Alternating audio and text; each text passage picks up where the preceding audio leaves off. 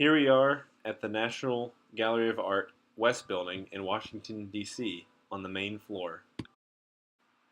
Rembrandt was born in Leiden in 1606 and trained as a history painter there, and later on moved to Amsterdam because of the market boom for portraiture. This piece by Rembrandt is known as Portrait of a Man in a Tall Hat. The composition of the portrait is separated by the man's form in the foreground that creates a triangle up to the apex at the top of his hat. His collared clothing is typical of a member of the Calvinist sect of the Protestant Reformation. Now we are able to discern the time this was painted, which is speculated to be around 1663, because the Treaty of Westphalia took place in 1648, which ended the 80 Years' War between Spain and the Dutch Republic. This peace treaty allowed for religious freedom of choice in the north, and then paintings at the time were commissioned by the emerging middle class as opposed to members of the church.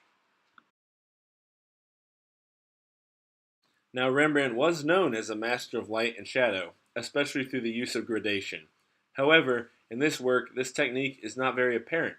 The dark robes starkly contrast with the background, and it's hard to distinguish whether or not it's a window or simply a wall of the room. Now erosion to the paint could be behind the reason for its lack of gradation, as the white of the color has experienced small losses over time.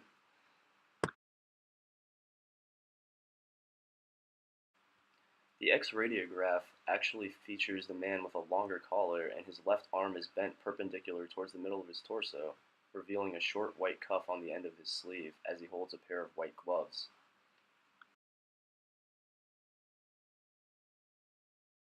We can deduce that the man featured in the work, although unidentified and unnamed, has substantial wealth because he was able to afford commissioning the painting.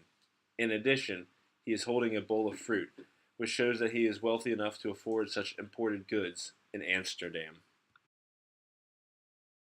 Though Rembrandt's portrait of a man in a tall hat is painted during the Northern Baroque movement, it lacks the Caravaggio-esque extreme contrast between light and dark that can be seen in his other work, The Anatomy Lesson of Dr. Tulp. In this painting, there is little contrast between the foreground and background in terms of lighting. The man's face shows a natural light coming out to the viewer.